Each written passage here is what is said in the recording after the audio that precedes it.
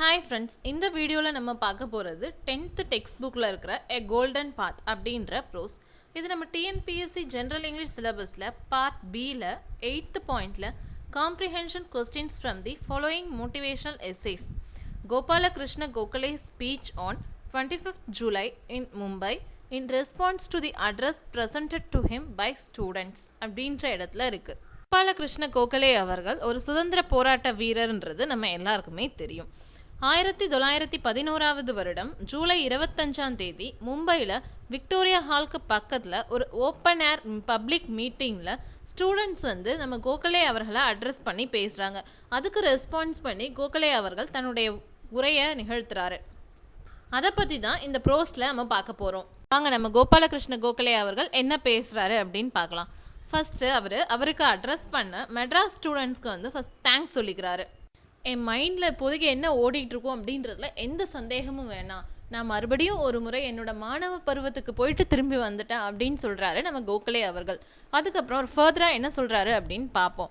கம்பேரிட்டிவாக பார்க்கும்போது இந்த ஸ்டூடெண்ட்ஸோட லைஃப்ன்றது ஒரு ஷெல்டர் லைஃப் அப்படின்றாரு. கோர்ஸ் ஸ்டூடெண்ட்ஸ்க்குன்னு சொல்லிட்டு சர்டன் ரெஸ்பான்சிபிலிட்டிஸ் இருக்குது, இருந்தாலும் அதெல்லாம் அவங்கள கேர் எடுத்துக்கிறவங்களால வரையறுக்கப்பட்ட ஒன்று. இப்போ ஸ்டூடெண்ட்ஸ் அவங்களோட சொந்த முடிவு எடுத்து அதை செயல்படுத்தணும் அப்படின்னு சொல்லிட்டுலாம் எந்த அவசியமும் கிடையாது.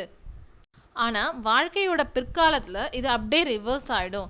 மற்றவங்க உங்களுக்கு உதவுறதுக்கு பதிலாக நீங்கள் மற்றவங்களுக்கு உதவும் இடத்துல ஃபர்ஸ்டில் இருப்பீங்க. மாணவ பருவ வாழ்க்கை தான் ஒருவருடைய வாழ்க்கையில் மிக மகிழ்ச்சியான தருணங்கள்.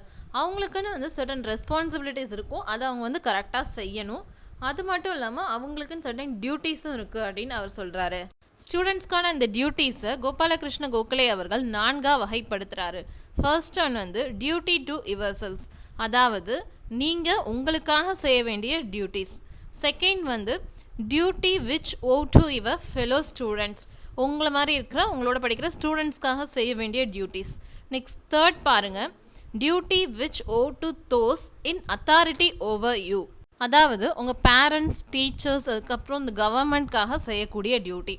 அடுத்து ஃபோர்த் ஒன் பார்த்தீங்கன்னா duty which you owe to those who are around you, அதாவது உங்களை சுற்றி இருக்கிறவங்களுக்கு நீங்கள் செய்ய வேண்டிய கடமைகள். உங்களை சுற்றி இருக்கிறவங்க இந்த சென்ஸ் இப்போ உங்களை சுற்றி இருக்கிற இந்த ஸ்டூடெண்ட்ஸ் கிடையாது, இந்த உலகத்தில் உங்கள் சுற்றி இருக்கக்கூடிய மக்களுக்காக நீங்கள் செய்ய வேண்டிய டியூட்டிகள் அப்படின்னு அர்த்தம். இவ்வாறு கோபாலகிருஷ்ண கோகலே அவர்கள் வகைப்படுத்துகிறாரு டியூட்டிஸை. First duty to your selves பாருங்கள். டியூட்டி டு யுவர் செல்ஃபை 2 வகையாக சொல்கிறாங்க. ஃபர்ஸ்ட் நீங்கள் நாலேஜ் கெயின் பண்ணணும், அதாவது போதுமான அளவு நாலேஜ் கெயின் பண்ணணும். இப்போ நாலேஜ் கெயின் பண்ணுன்ற சென்ஸ் உங்கள் எக்ஸாமுக்கு நீங்கள் எழுதுகிற அளவுக்கு நாலேஜ் கெயின் பண்ணுமா அப்படின்னா அது கிடையாது. உங்களோட பிற்கால வாழ்க்கையை நீங்கள் வாழறதுக்கு தேவையான நாலேஜை ஃபஸ்ட்டு கெயின் பண்ணணும்.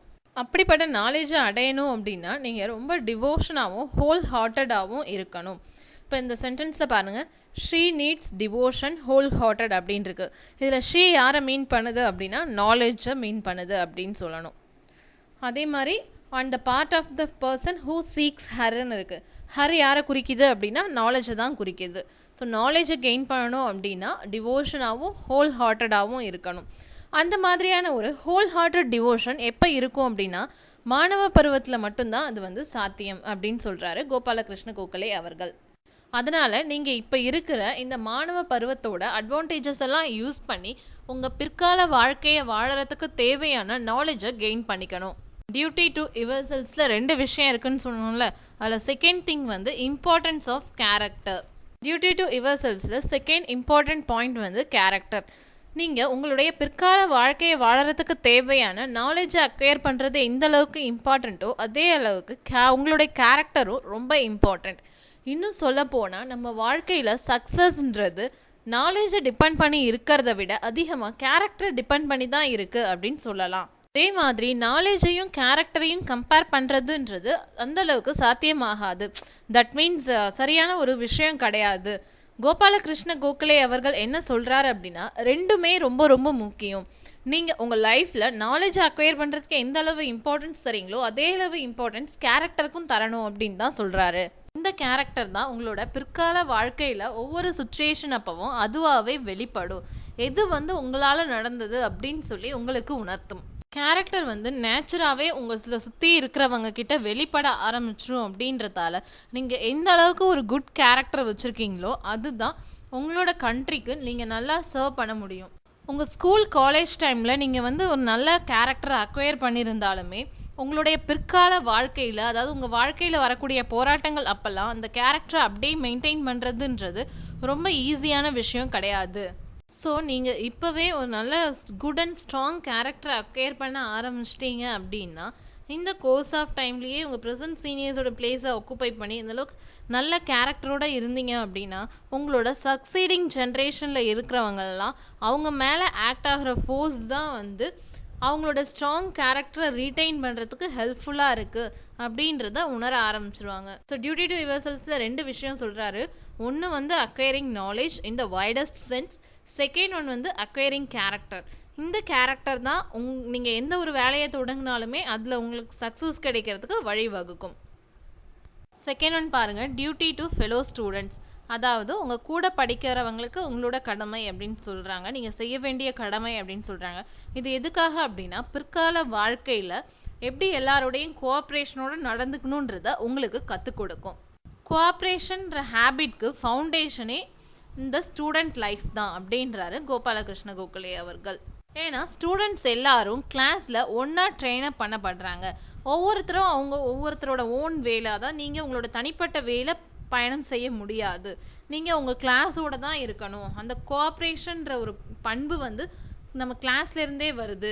ஸோ இந்த ஸ்டூடெண்ட் லைஃபோட ஆப்பர்ச்சுனிட்டிஸை பயன்படுத்தி கோஆப்ரேஷனை பற்றி நல்லா புரிஞ்சுக்கிட்டீங்க அப்படின்னா நீங்கள் எப்போ எல்லாரோடையும் ஒத்து போகணும், எப்போ உங்களுடைய கருத்துக்காக வந்து தனித்து நிற்கணும், மற்றவங்களுடைய ஃபீலிங்ஸை அவங்களோட கன்சிடரேஷன்ஸ்லாம் எப்படி புரிஞ்சுக்கணும் அப்படின்றத இது நல்லாவே உணர்த்தும்.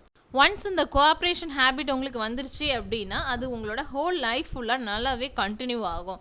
இதை நீங்கள் இந்த ஸ்டூடெண்ட் டேஸில் விட்டுட்டு பின்னாடி போய் கற்றுக்கிறதுன்றது ரொம்ப கஷ்டம். தேர்ட் டியூட்டி பார்த்தீங்கன்னா duty towards those in authority over you. இதில் என்னென்ன வருது அப்படின்னு பார்த்தா duty to parents and teachers and duty to government வருது. ஃபஸ்ட்டு பாருங்கள், பேரண்ட்ஸ்க்கு வந்து எப்போவுமே நம்ம வந்து கீழ்ப்படிஞ்சு நடக்கணும். அதுக்கப்புறம் நம்ம டீச்சர்ஸ் கிட்ட மரியாதையாக நடக்கணும். இது ரெண்டும் ரொம்ப ரொம்ப முக்கியமான விஷயம். எதுக்காக அப்படின்னா நம்ம நாலேஜை அக்வயர் பண்ணுறதுக்கும் சரி, நம்ம ஸ்டூடெண்ட்ஸாக இருக்கும்போது நம்ம முன்னாடி இருக்கிற ஆப்பர்ச்சுனிட்டிஸை ஃபுல்லாக யூட்டிலைஸ் பண்ணிக்கிறதுக்கும் சரி, இது ரொம்ப ரொம்ப முக்கியம்.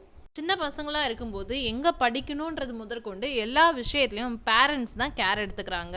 ஒருத்தர் படித்து முடித்த பிறகு வாழ்க்கையில் அவருக்கான போராட்டம் ஆரம்பிக்குது. இப்போ நீங்கள் உங்கள் சொந்த காலில் நிற்கணும், உங்களுக்காக உங்கள் நாட்டுக்காக நீங்கள் என்ன பண்ணணுன்றதை நீங்களே டிசைட் பண்ணணும்.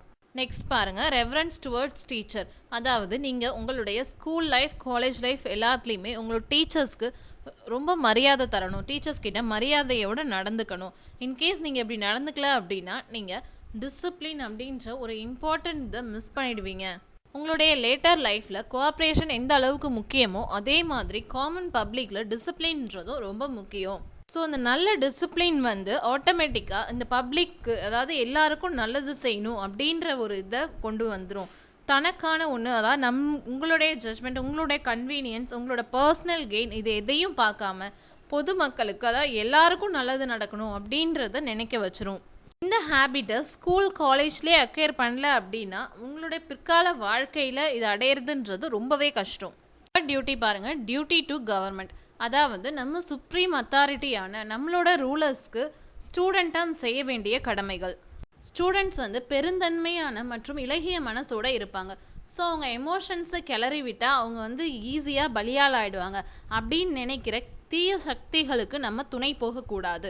நம்ம வந்து கரண்ட் அஃபேர்ஸில் நம்மளோட இண்டிபெண்டன்ட் ஜட்ஜ்மெண்ட்டை எக்ஸசைஸ் பண்ணக்கூடாது.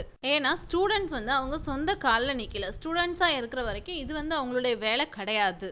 ஸ்டூடெண்ட்ஸாக இருக்கிற வரைக்கும் கவர்மெண்ட் கிட்ட அவங்களோட ஆட்டிடியூட் எப்படி இருக்கணும் அப்படின்னா, எது குட்டாக இருந்தாலும் சரி, இல்லை பேடாக இருந்தாலும் சரி, இல்லை ஏதாவது வித்தியாசமாக இருந்தாலும் சரி, எதுவும் வெளியில் சொல்லாமல் எல்லாத்துக்கும் அவங்க அக்செப்ட் பண்ணி தான் போயாகணும். ஸ்டூடெண்ட்ஸாக இருக்கிற வரைக்கும் அத்தாரிட்டிஸ்க்கு வந்து ஒரு பெரிய இல்லை ஒரு சின்ன அளவிலான எதிர்ப்பை கூட காட்டுறோம் அப்படின்னு சொல்கிற மாதிரி எதுவும் நடந்துக்கக்கூடாது. லாஸ்ட் டியூட்டி வந்து டியூட்டி டு வைடர் வேர்ல்ட். அதாவது இந்த உலகத்தில் வாழும் மக்களுக்காக நம்ம செய்ய வேண்டிய கடமைகள். ஃபஸ்ட்டு அதுக்கான நாலேஜ் அக்வயர் பண்ணிக்கணும். அவங்கள பற்றி புரிஞ்சுக்கணும். தட் மீன்ஸ் அவங்களோட கண்டிஷன், அவங்களோட கஷ்டங்கள் எல்லாத்தையும் அப்சர்வ் பண்ணணும். அவங்களுடைய கஷ்டங்களுக்காக நம்ம வந்து இமீடியட்டாக எந்த ஒரு காம்பன்சேஷனும் கொடுக்க முடியல அப்படின்னாலுமே அதுக்காக இறக்கப்படணும். இந்த உலகத்தில் கஷ்டப்படுறவங்க, அதாவது ரெமெடி தேவைப்படுறவங்க நிறைய பேர் இருக்காங்க. அது நம்ம பாட்டில் எப்போ வருது அப்படின்னா வளர்ந்து பெரியவங்களாக ஆகும்போது தான். அந்த சமயத்தில் இந்த மாதிரி கஷ்டங்களை போக்குறதுக்காக நம்மளால் முடிஞ்ச ஷேரை கான்ட்ரிபியூட் பண்ணணும். இதுக்கு இடையில நல்ல ஒரு நாலேஜை அக்வயர் பண்ணுற வரைக்கும் இந்த பொது உலகத்தில் என்ட்ரு ஆகக்கூடாது. அவங்களோட கண்டிஷன்ஸை நல்லா அப்சர்வ் பண்ணி ஸ்டடி பண்ணணும். ஸோ இந்த ஸ்பீச்சில் என்னென்ன இம்பார்ட்டண்ட்டான கொஸ்டின்ஸ் அப்படின்னு பார்த்தீங்கன்னா, இது எங்கே நடந்ததுன்னா மும்பையில் விக்டோரியா ஹாலுக்கு பக்கத்தில் ஒரு ஓப்பன் ஏர் பப்ளிக் மீட்டிங்கில். எப்போ அப்படின்னா 1911 ஜூலை 25 கோபாலகிருஷ்ண கோகலே அவர்களுக்கு அட்ரஸ் பண்ணது யாருன்னா ஸ்டூடெண்ட்ஸ் ஆஃப் மெட்ராஸ், அது ஒன்று. அதுக்கப்புறம் 4 important duties: duty to your cells, duty to fellow students, duty to authorities over you, next வந்து டியூட்டி டு வைடர் வேர்ல்ட். இந்த 4 டியூட்டிஸ். ஸோ இதெல்லாம் ரொம்ப ரொம்ப இம்பார்ட்டண்ட். இதெல்லாம் நல்லா ஞாபகம் வச்சுக்கோங்க. மற்றதாக ஒரு கிளான்ஸ் பார்த்துக்கோங்க. தேங்க்யூ ஃபார் வாட்சிங் this video. To support us please subscribe our channel.